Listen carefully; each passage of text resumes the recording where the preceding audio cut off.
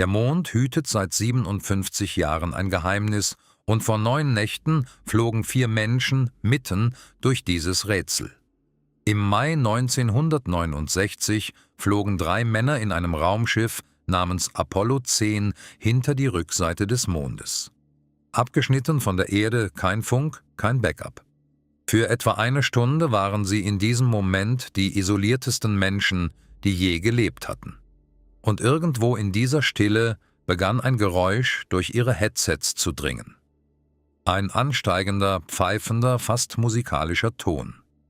Er kam von einem Ort, an dem nach den ihnen bekannten Gesetzen der Physik überhaupt nichts hörbar sein sollte. Sie meldeten es nicht, als sie nach Hause kamen. Sie verschwiegen es jahrzehntelang. Und am 6. April dieses Jahres flog die Crew von Artemis 2 genau dasselbe Stück Himmel ab. Das ist es, was diese Apollo-Astronauten hörten, warum sie schwiegen und was die Frage nun ist, nachdem gerade 4 weitere Menschen von demselben Ort zurückgekehrt sind. Um zu verstehen, warum das wichtig ist, muss man verstehen, wie seltsam die Rückseite des Mondes eigentlich ist. Die meisten Leute nennen sie immer noch die dunkle Seite. Aber das ist falsch. Sie bekommt genauso Sonnenlicht ab wie die Vorderseite. Was sie nicht abbekommt, sind wir. Sie empfängt unseren Funk nicht. Sie hört unsere Stimmen nicht. Der Mond selbst ist eine solide Steinmauer zwischen dieser Hemisphäre und jedem Sender auf der Erde. Ein natürlicher Schild von etwa 3474 Kilometern Dicke. In dem Moment, in dem ein Raumschiff dahinter gleitet, stirbt jede Frequenz, die Menschen je gesendet haben, einfach ab. Fernsehen, Militärradar, Mobilfunknetze, das Hintergrundrauschen einer Zivilisation, die niemals aufhört zu reden. All das ist weg. Es ist der stillste Ort, den je ein Mensch bereist hat.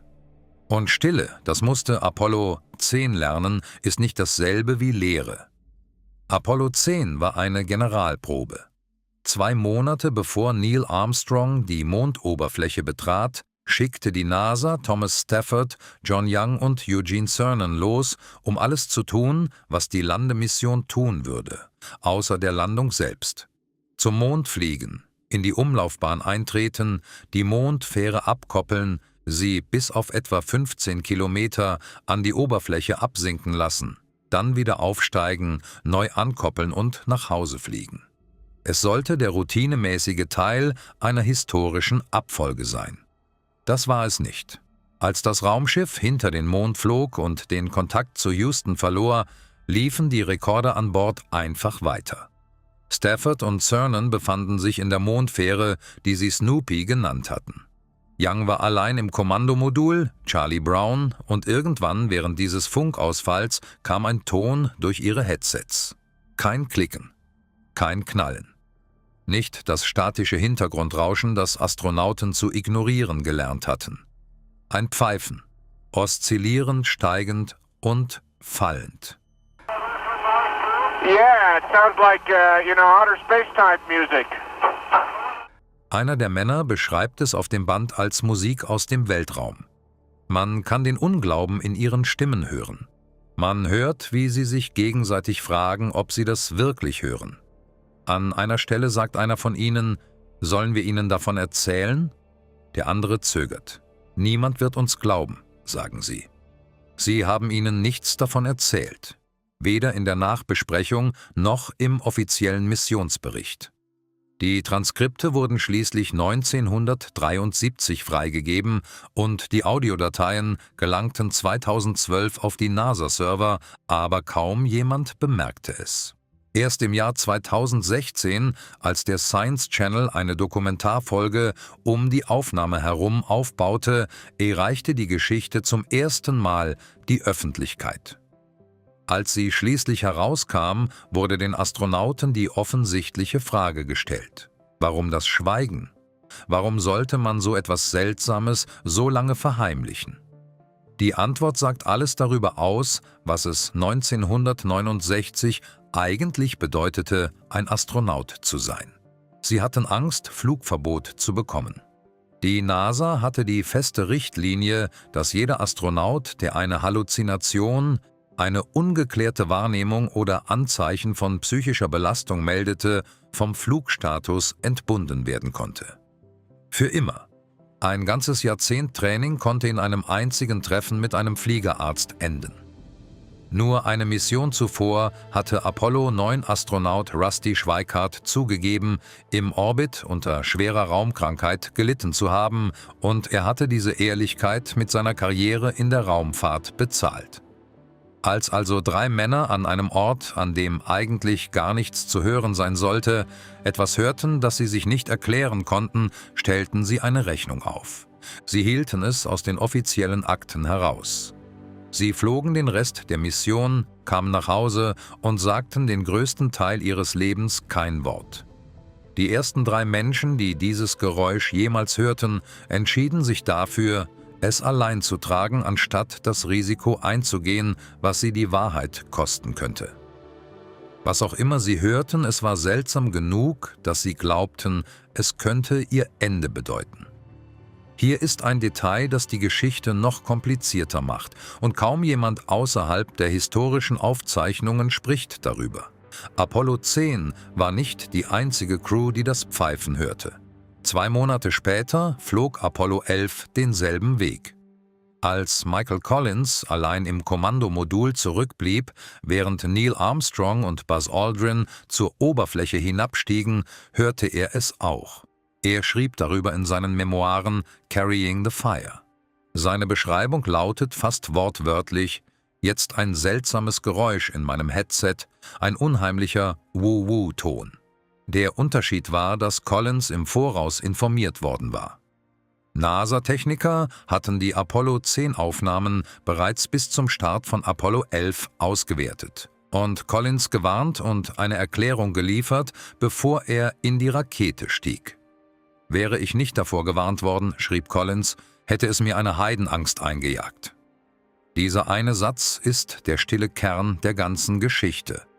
Der berühmteste Astronaut, der solo um die Rückseite des Mondes flog, hörte genau das, was Apollo 10 gehört hatte, und das Einzige, was ihn ruhig hielt, war, dass man ihm im Voraus gesagt hatte, dass eine bekannte Hardware-Eigenheit dazu führen würde. Andere Apollo-Crews berichteten auf späteren Missionen von ähnlichen Tönen. Apollo 8 tat dies jedoch nicht.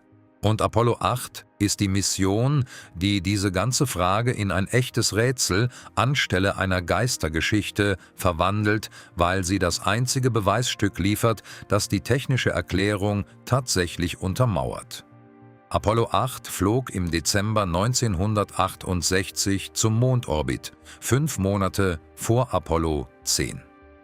Es war die erste bemannte Mission, die jemals den Mond erreichte. 3 Männer, Frank Borman, Jim Lovell und Bill Anders, verbrachten 20 Stunden damit, die Rückseite und die Vorderseite im Kommando- und Servicemodul zu umkreisen. Sie hörten kein Pfeifen. Sie meldeten keine seltsamen Töne. Sie beschrieben nichts, was einer Weltraummusik ähnelte. Und der Grund dafür liegt direkt in der Hardware-Liste. Apollo 8 hatte keine Mondfähre dabei. Es war nur das Kommando- und Servicemodul allein mit einem 5-Kanek-Hai-F-Funksystem, nicht 2. Kein zweiter Sender, keine benachbarte Antenne, mit der eine Schwebungsfrequenz erzeugt werden konnte.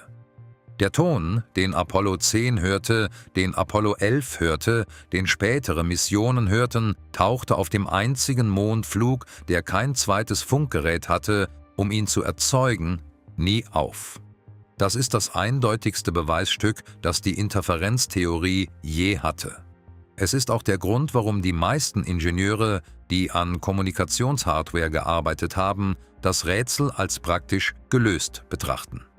2 Sender auf eng beieinander liegenden Frequenzen, nur wenige 100 Meter voneinander entfernt, kombiniert mit den ungewöhnlichen Reflexionseigenschaften beim Flug wenige Kilometer über raues Mondgelände, ergeben ein Audioartefakt, das wie ein Pfeifen klingt, weil sich Radioschwebungsfrequenzen für ein menschliches Ohr genau so anhören.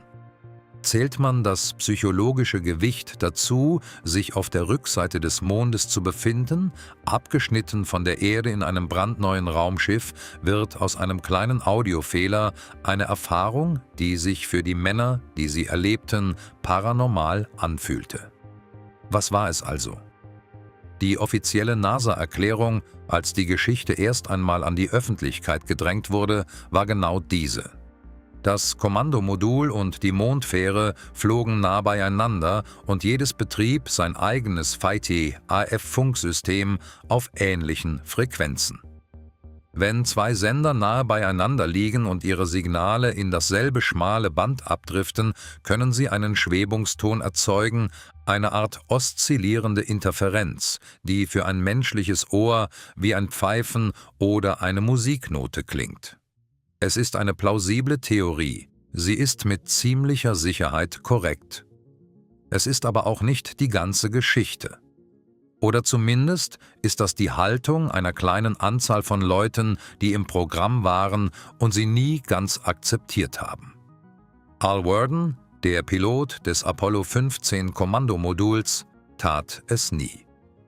Die Apollo 10 Crew wusste genau, wie sich ihre Ausrüstung anhörte, sagte Worden später. Wenn sie etwas Ungewöhnliches hörten, gab es wahrscheinlich auch etwas Ungewöhnliches zu hören. Niemand hat je eine saubere Laborreproduktion der spezifischen Wellenform auf diesen Bändern nur mit dem VHF-Interferenzmodell hinbekommen. Die Erklärung passt zu den verfügbaren Beweisen. Sie schließt jedoch nicht jede Frage vollständig ab. Und Eugene Cernan, der während Apollo 17 der letzte Mensch sein sollte, der den Mond betrat, wurde Jahrzehnte später nach dem Geräusch gefragt. Er war vorsichtig. Er sagte, er könne sich nicht erinnern, dass es ihm damals Angst gemacht hätte. Er hat aber auch nie ganz gesagt, dass er wusste, was es war. Zeitsprung 1. April 2026. Zum ersten Mal seit Dezember 1972 verlassen 4 Menschen die niedrige Erdumlaufbahn. Die Artemis-2-Mission startet vom Kennedy Space Center mit Reed Wiseman, Victor Glover, Christina Koch und dem Astronauten der kanadischen Raumfahrtbehörde Jeremy Hansen an Bord einer Orion-Kapsel, die sie Integrity genannt hatten. Sie landen nicht. Sie fliegen eine freie Rückkehrbahn um den Mond, eine 10-tägige Schleife, hinauf, herum, zurück. Eine moderne Generalprobe für die folgenden Oberflächenmissionen. Am 6. April, dem 5. Flugtag, flogen sie hinter den Mond. Sie verloren den Kontakt zu Houston und für die nächsten Minuten drifteten sie durch dieselbe Stille, die Apollo 10 im Jahr 1969 umgeben hatte. Nur, dass sie noch weiter gingen. Bei ihrer größten Annäherung kam die Integrity der Mondoberfläche auf etwa 4066 Meilen nahe. Von dort aus drifteten sie auf dem freien Rückkehrbogen nach außen und erreichten schließlich 4700 Meilen hinter der Rückseite des Mondes und eine Gesamtdistanz von 252.756 Meilen von der Erde auf dem Höhepunkt. Das brach den alten Rekord von Apollo 13. Es machte Wiseman, Glover, Koch und Hansen messbar zu den 4 Menschen, die jemals am weitesten von zu Hause weg gewesen waren. Mehr Minuten der Stille als jede Apollo-Crew. Mehr Distanz zwischen ihnen und jeder menschlichen Stimme auf dem Planeten. Wenn in dieser Region irgendetwas Ungewöhnliches existiert, hatten sie ein längeres, stilleres Zeitfenster, um es zu hören, als jeder andere vor ihnen. Was sie in diesem Fenster sahen, wissen wir bereits. Während ihrer größten Annäherung schob sich die Sonne hinter den Mond und erzeugte eine totale Sonnenfinsternis, die fast eine Stunde dauerte. Die Rückseite, die ohnehin schon dunkel war, wurde noch dunkler. Und zum ersten Mal in der Geschichte der bemannten Raumfahrt konnten Astronauten die unbeleuchtete Oberfläche des Mondes mit Augen betrachten, die an fast absolute Dunkelheit angepasst waren. Da fingen sie an, die Blitze zu sehen. Kleine, weiße bis bläulich-weiße. Jeweils 1 Millisekunde lang, wie Wiseman es später beschreiben sollte. etwa so lang, wie sich ein Kameraverschluss öffnet und schließt. Lichtpunkte, in Jeremy Hansens Worten, verstreut über den dunklen Regolith unter ihnen. Mikrometeoriten, die mit Dutzenden von Kilometern pro Sekunde auf die Oberfläche prallten, beim Aufprall verdampften und kurze, brillante Pulse erzeugten, die keine Raumschiffkamera schnell genug einfangen konnte. Die Crew zählte mindestens 6. Zurück in Houston, als die Beschreibungen eintrafen, sagte die Leiterin der Mondforschung, Kelsey Young, dass es im Wissenschaftsteam hörbare Freudenschreie gab. Niemand hatte damit gerechnet, dass die Crew welche sehen würde.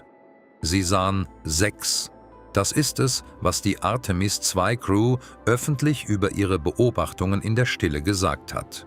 Blitze, die sie beschreiben und quantifizieren konnten. Daten, die die Missionswissenschaftler mit den Aufzeichnungen der Orbitalsatelliten abgleichen konnten.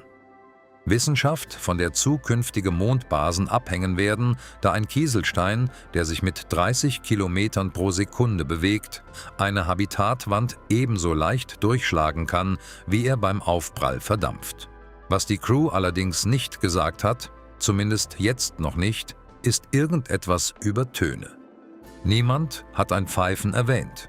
Niemand hat einen Ton beschrieben. Wiseman, Glover, Koch und Hansen haben über die Finsternis gesprochen. Sie haben über den Erduntergang gesprochen, den Anblick ihres Heimatplaneten, der hinter dem Mondhorizont verschwindet. Sie haben darüber gesprochen, 2 Krater auf der Rückseite zu benennen, darunter einen nach Reed Wisemans verstorbener Frau Carroll. Sie sagten, die Erfahrung habe sie in Ehrfurcht versetzt. Zum Thema der einen Sache, die ihre Vorgänger 40 Jahre lang verschwiegen haben, haben sie bisher nichts gesagt. Dieses Schweigen kann man auf 2 Arten deuten. Vielleicht haben die modernen digitalen Funksysteme von Orion, die auf einer völlig anderen Architektur laufen als das VHF-Setup der Apollo-Ära, einfach nie die Art von Schwebungston erzeugt, der das Pfeifen von 1969 verursachte. Die Interferenztheorie sagt genau das voraus. Andere Hardware, kein Hardware-Artefakt, kein Ton. Fall abgeschlossen. Oder vielleicht hat die Crew etwas gehört und sich noch nicht entschieden, was sie tun soll. Die alte Richtlinie, die Stafford, Young und Cernan in Angst und Schrecken versetzte, ist offiziell abgeschafft. Astronauten von heute wird gesagt, dass anomale Beobachtungen wissenschaftliche Daten sind und keine Ereignisse, die sie disqualifizieren. Ob diese Richtlinie Bestand hat, wenn ein bestimmter Astronaut mit einer bestimmten Karriere auf dem Spiel die Entscheidung tatsächlich treffen muss, ist eine Frage, die die NASA in der Öffentlichkeit noch nie wirklich getestet hat. Die Apollo 10 Crew brauchte mehr als 40 Jahre, um frei über das zu sprechen, was sie gehört hatte. Die Artemis II Crew ist seit 6 Tagen wieder auf der Erde. Fangen wir mit der Physik an, die wir bereits kennen. Der Mond befindet sich jeden Monat mehrere Tage lang im Magnetoschweif der Erde, einem langen Schweif geladener Teilchen, den unser Planet hinter sich her durch den Weltraum zieht.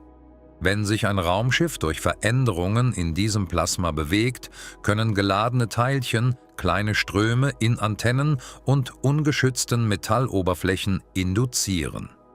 Diese Ströme können hörbar sein. Man würde sie als leises Rauschen hören, als Klicken, gelegentlich auch als Töne, wenn die Geometrie stimmt. Jede Apollo-Crew hat mit Sicherheit etwas davon aufgeschnappt und die Artemis II-Crew hat das mit Sicherheit auch getan. Aber Plasmarauschen ist breitbandig und chaotisch. Es klingt wie ein Fluss, nicht wie eine Flöte. Es erklärt kein sauberes, oszillierendes Pfeifen, das seine Tonhöhe wie eine Stimme verändert. Da ist auch noch der Mond selbst. Die Seismometer von Apollo 17, die 1972 aufgestellt wurden, zeichneten Ereignisse auf, die man Mondbeben nennt, und einige der tiefen Beben erzeugen Infraschall, Vibrationen unterhalb des menschlichen Hörbereichs. Jüngste Analysen des alten seismischen Apollo-Archivs Abgeglichen mit den beobachteten Einschlagsblitzen haben rund 1700 einschlagsbedingte Mondbeben in den historischen Aufzeichnungen identifiziert. Einige waren stark genug, um Felsbrocken bergab rollen zu lassen. Die größten könnten Kraterwände zum Einsturz bringen. Infraschall von Ereignissen wie diesen kann sich unter bestimmten Bedingungen in Raumschiffstrukturen einkoppeln und hörbare Resonanzen in einer unter Druck stehenden Kabine erzeugen. Könnte ein großes Mondbeben, zeitlich genau abgestimmt, die akustische Umgebung von Apollo 10 für ein paar Minuten beeinflusst haben? Das ist weit hergeholt. Die beteiligten Energieniveaus sind in den Höhen, in denen die Crew flog, winzig. Es ist nicht unmöglich. Und dann gibt es Antworten, die weniger bequem sind. Die Rückseite des Mondes ist erst in den letzten 20 Jahren wirklich detailliert kartiert worden. Orbiter haben dort magnetische Anomalien gefunden, Krustenabschnitte, die immer noch eine Restmagnetisierung von einem Mondkern in sich tragen, der vor Milliarden von Jahren erloschen ist. Einige dieser Merkmale sind stark genug, um den Sonnenwind lokal abzulenken, wodurch kleine Blasen ungewöhnlichen Plasmaleitverhaltens entstehen, die bisher noch niemand vollständig katalogisiert hat. Ob sich irgendetwas davon in hörbare Signale im Inneren eines bemannten Raumschiffs übersetzen lässt, ist nicht bekannt. Niemand hat das Experiment durchgeführt. Apollo 10 war das Experiment. Artemis 2 war, ob es der Crew klar war oder nicht, die Wiederholung. Wenn man einen Schritt weiter in ein Territorium gehen will, für das die aktuelle Wissenschaft keine eindeutigen Werkzeuge hat, kann man die Frage stellen, die sich die Astronauten auf dem Band selbst zu stellen scheinen. Was, wenn das Geräusch gar nicht von ihrer Ausrüstung stammte? Nicht in dem Sinne, dass irgendjemand, der es ernst meint, glaubt, dass Stimmen aus dem Inneren des Mondes kommen, sondern in dem Sinne, dass es elektromagnetische Phänomene auf Frequenzen gibt, die Menschen selten abhorchen und wir die meisten davon noch nicht katalogisiert haben. Jedes Mal, wenn ein neues Instrument ein vertrautes Objekt auf einer neuen Wellenlänge betrachtet, findet es etwas, das niemand erwartet hat. Pulsare, schnelle Radioblitze, das Rauschen des Sonnenwinds, der auf die Heliopause trifft. Jedes dieser Geräusche war vor seiner Entdeckung ein seltsames Geräusch, das von irgendwoher kam, wo es eigentlich nicht herkommen sollte. Stell dir vor, du bist Christina Koch, festgeschnallt in einem Sitz in der Integrity. Der Mond füllt dein Fenster auf der einen Seite, die Erde ist auf der anderen Seite völlig aus dem Blickfeld verschwunden. Die Kabine ist still, der Funk ist tot. Die einzigen Stimmen im Universum in Reichweite deiner Ohren sind die 3 anderen Menschen, die neben dir schweben. Unten, auf der verdunkelten Oberfläche, flammen Lichtpunkte auf und vergehen, jeder ein Stein von der Größe einer Faust oder eines Fingernagels, der sich mit 30.000 Metern pro Sekunde auflöst. Und irgendwo in dieser Stille beginnt vielleicht ein Ton. Ansteigend, abfallend. Beständig genug, um auffällig zu sein, seltsam genug, dass du die Person neben dir ansiehst, um zu sehen, ob sie es auch gehört hat. Das ist es, was Apollo 10 beschrieben hat. Das ist es, was der einzige Insasse von Apollo 11 hörte und in seinen Memoiren beschrieb. Ob sich das am 6. April 2026 wiederholt hat, wissen derzeit nur 4 Menschen auf der Erde und sie haben es nicht gesagt. Es gibt einen Grund, warum diese Geschichte die Runde gemacht hat. Es ist nicht, weil irgendjemand, der es ernst meint, glaubt, dass es auf dem Mond spukt. Es ist, weil es etwas Ehrliches darüber berührt, wie sich Erkundung eigentlich anfühlt.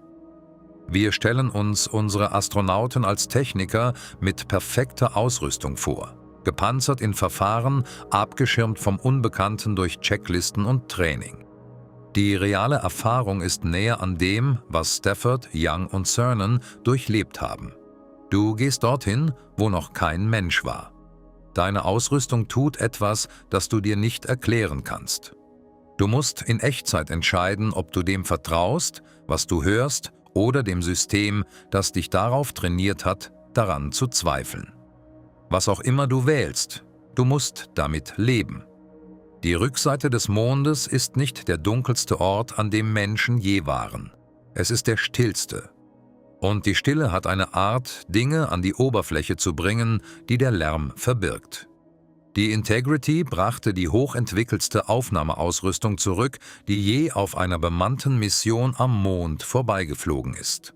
Ihre Daten werden nun Frame für Frame, Byte für Byte von Ingenieuren im Johnson Space Center zerlegt. Was auch immer die Crew gehört oder nicht gehört hat, befindet sich auf diesen Festplatten. Ob etwas davon in die öffentliche Akte gelangt, hängt davon ab, was die Missionsanalyse zeigt, was die Astronauten beschließen zu sagen und was die NASA beschließt, freizugeben. Vielleicht kommen die Archive sauber zurück. Die VHF-Interferenztheorie wird schließlich mit 57 Jahren Verspätung durch das Fehlen desselben Tons auf einer Hardware bestätigt, die ihn nicht erzeugen kann. Das wäre ein stiller wissenschaftlicher Sieg, die Art, die selten Schlagzeilen macht, aber einen Fall abschließt, der offen ist, seit Cernan Musik aus dem Weltraum in ein Diktiergerät flüsterte. Vielleicht kommen die Archive stattdessen mit etwas anderem zurück. Eine Signatur, die zu keiner bekannten Quelle passt.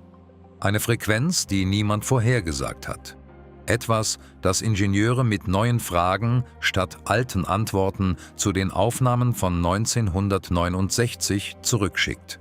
Vielleicht werden Wiseman, Glover, Koch oder Hansen in Wochen, Monaten oder Jahren in einem Interview direkt danach gefragt und antworten ehrlich. Vielleicht sagen sie genau das, was Cernan immer zu sagen pflegte, nämlich nichts Bestimmtes, untermalt mit einem vielsagenden Blick. Wir haben vor Jahrzehnten ein Narrativ darüber aufgebaut, was es bedeutet, zum Mond zu fliegen.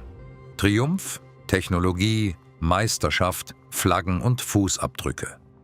Dieses Narrativ hatte schon immer eine leisere Gegengeschichte, die darunter lief. Eine, die die Astronauten selbst meistens nicht erzählen wollten. Sie besuchten nicht nur einen toten Stein. Sie tauchten in einen Ort ein, der Dinge tat, die sie nicht immer erklären konnten. Die Ausrüstung verhielt sich seltsam. Instrumente fingen Signale auf. Headsets spielten Töne ab, die nicht zu den technischen Diagrammen passten. Mikrometeoriten schlugen kurze helle Löcher in die Dunkelheit unter ihnen. Das meiste davon wurde unter Lärm abgelegt. Das meiste davon wurde zu den Akten gelegt. Einiges davon wurde von Crew zu Crew weitergegeben als geflüsterte Warnungen von einem Mondreisenden zum nächsten, so wie es Michael Collins vor seinem Flug erzählt wurde. Nun sind zum ersten Mal seit mehr als einem halben Jahrhundert 4 Menschen mit besseren Mikrofonen als jede Crew vor ihnen von demselben Stück Stille zurückgekehrt. Was auch immer da draußen hinter dem Mond ist, es war die ganze Zeit da. Wir haben nur für etwa 5 Jahrzehnte aufgehört zuzuhören. Vor 6 Tagen haben wir wieder damit angefangen. Und wenn das Muster anhält, werden wir von dem, was diese 4 Menschen in ihrer stillen Stunde hinter dem Mond tatsächlich erlebt haben, heute nicht alles hören. Wir werden vielleicht dieses Jahr nicht alles davon hören. Wir müssen vielleicht warten, bis einer von ihnen in ferner Zukunft beschließt, dass es endlich sicher ist, darüber zu sprechen. Und das war's für dieses Video. Vielen Dank fürs Zuschauen und wir sehen uns im nächsten.